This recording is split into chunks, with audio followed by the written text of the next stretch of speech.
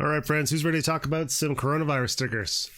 So, one thing that we have been talking about with all of these names, pretty much anytime I've done a video on them in the past week or 2 weeks or however long I've been covering coronavirus, I've tried to reiterate a couple of concepts. One, that these tickers are tied to fear. If we see a stabilization of fear or a decline in fear, we are going to see a lot of pullback in this market. These tickers are driven by a fear of pandemic, and as long as that fear increases, then these tickers will continue to have coverage and upside potential.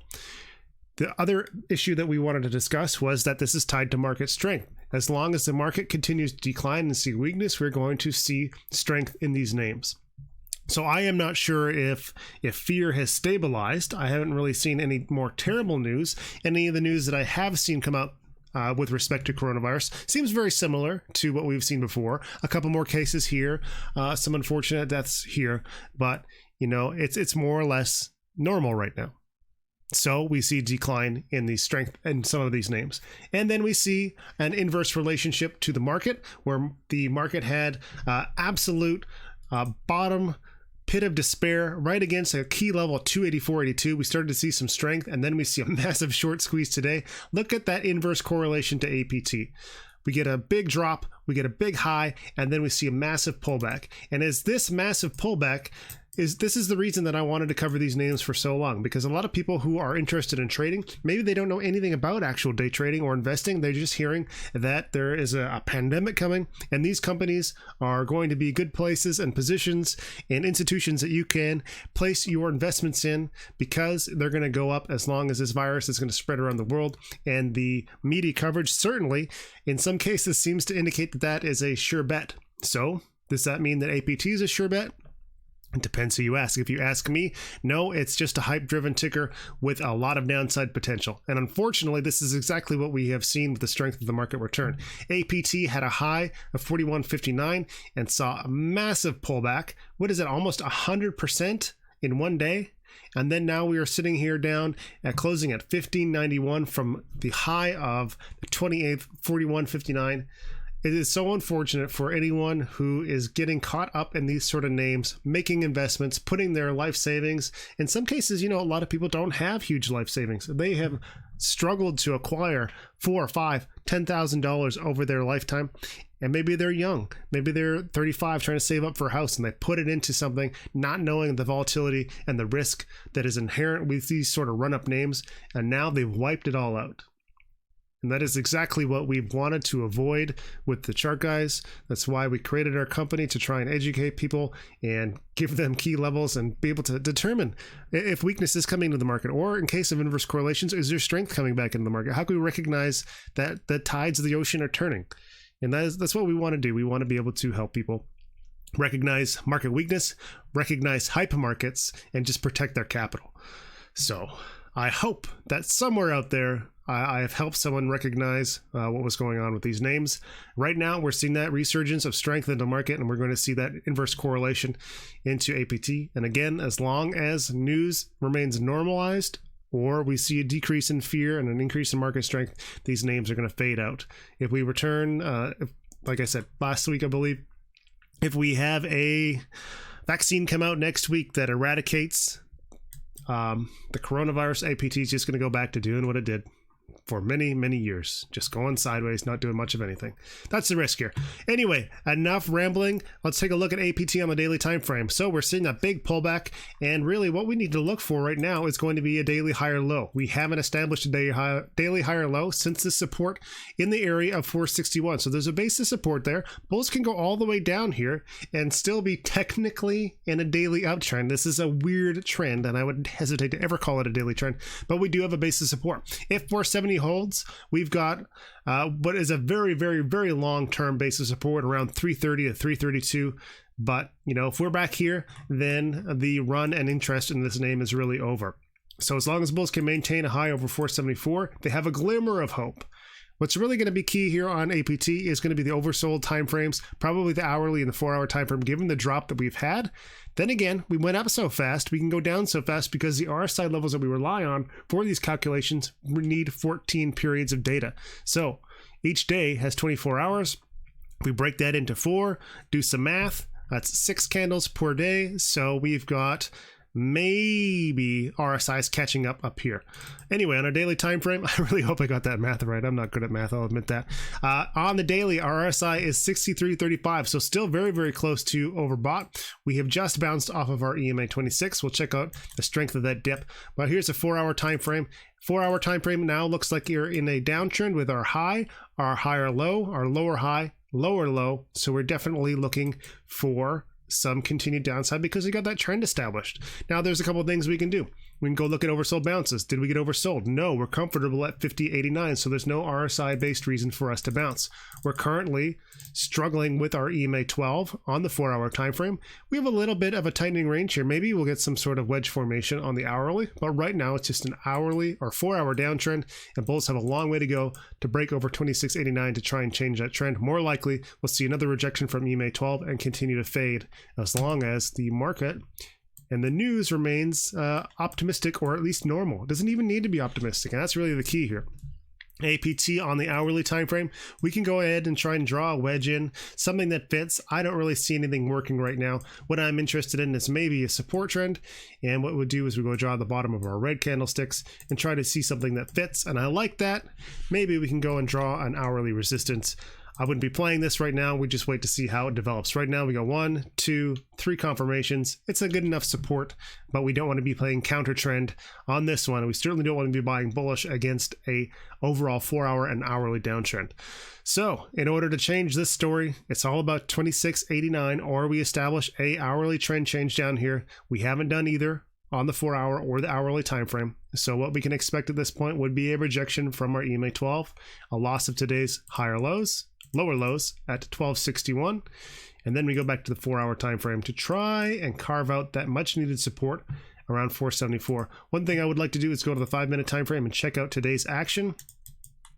There is that drop, rejection, trend change, sideways, not a lot of strength. So I wanted to see what was the cause of that dip. Was there something interesting in there? And it doesn't look like there was much of anything. We got oversold on the 5-minute time frame, a little bit on the 15. So that so far is just a healthy 15-minute oversold bounce. Here's an initial bounce, a second bounce of the 5-minute trend change, and now we're seeing a very slow and tedious 15-minute trend. And we've already lost our higher lows. So at this point, we're going to be looking for hourly consolidation because we just hit our EMA 8. And now we need to try and establish an hourly higher low over 1261. You see how all these charts play together? It's absolutely beautiful. Let's go take a look at LAKE. Very similar situation. We've got our basis support way down here. In fact, actually, we have a little bit more optimism. We have support at the low of day, 1566. Our today's low is 1566, so we've got a double bottom. And that would have been an ideal place to try and find an entry. We'll see how it looked on the 5-minute time frame. I certainly would have done that. Wouldn't have done that. On the daily time frame, if we lose 1566, we don't really have support until the low of $12 psychological. We have a lot of momentum to the downside. The only optimistic thing here is that the volume is sort of pulled back a little bit. So that tells us that the market is still adjusting to what we're doing, and we need to see another day here. I would not be surprised to see an inside bar day if we see more strength tomorrow in the overall market as these inverse correlations tend to play out. RSI is at 64. Go to the 4-hour time frame. We are on a 4-hour downtrend against that basis support. So the question now is, how far are we going to bounce out of this? Was this an hourly oversold bounce, and how does it look on that time frame? Right now, a 4-hour downtrend, 1566 support is key. On the hourly time frame, there's that hourly downtrend, currently rejecting from EMA 8, so that is not a good signal. I like to see these oversold bounces. Well, this wasn't oversold. I like to see oversold bounces reject from at least EMA 12, and that gives the bulls a little bit of optimism for upside continuation. Right now, if we see continued pressure from our EMA 8, EMA 12, we're going to be looking for another test of 1566. The more times we test that, the more bearish that it's going to become, unless we see very good responses on part of the bulls who are waiting and patiently trying to strike as the price approaches this level. What we need to see and it is for the price to come down and bulls just buying up everything that they can and really pushing the price back up. If we tend to ping pong along here and don't show any strength, eventually that bid support will get chewed up as people dump into 1566 and then we look below. In order to change this trend right now, we need to change for hourly higher lows over 1866, and that might give us a little bit of optimism. But even then, it's pretty bearish for a 4-hour time frame, and the hourly and the daily showing that weakness. CODX is a little bit of an oddity here. We did see that market correlation.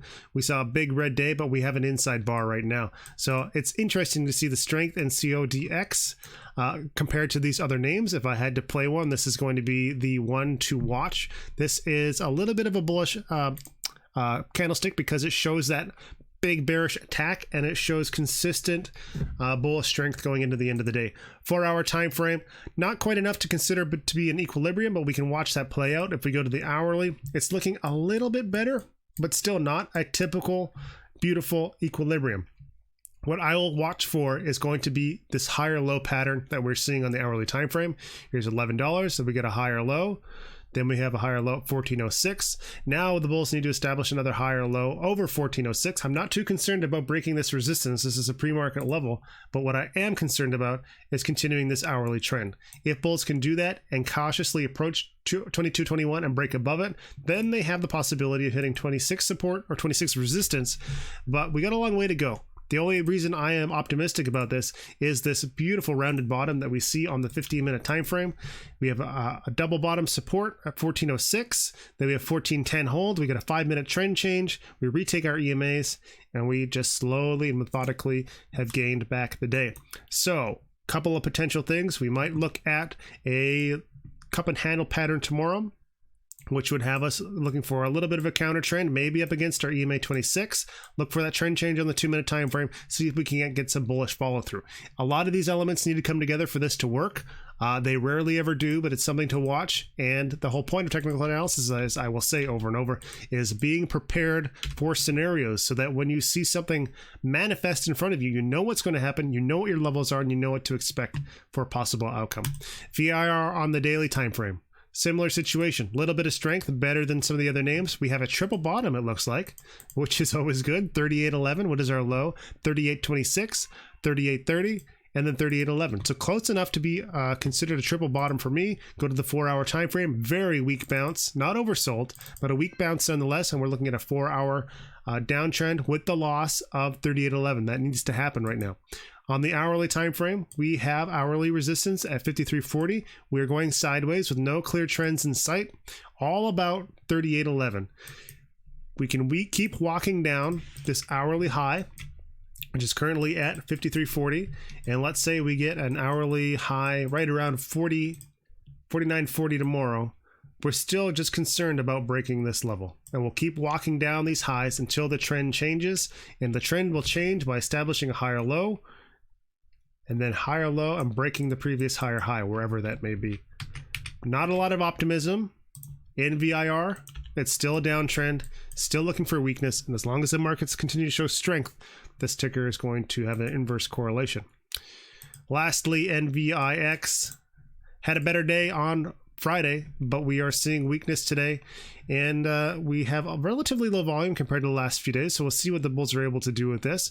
We do have the same setup as APT, where we got a long way to go for daily support. On the 4-hour time frame, we have lost this 4-hour uptrend. We are consolidating, so looking for a daily high or low somewhere over here, and we'll recognize that by changing that hourly trend.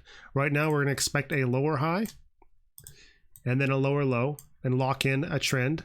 Anything under 18 is going to be a lower high, and then a loss of 11.49 is going to lock in that hourly downtrend. Let's check out the 5-minute time frame, see if anything pops out there. Key basis support 1190 and 1180. I would keep an eye on that one tomorrow. I think that would be a pretty important level for us to hold.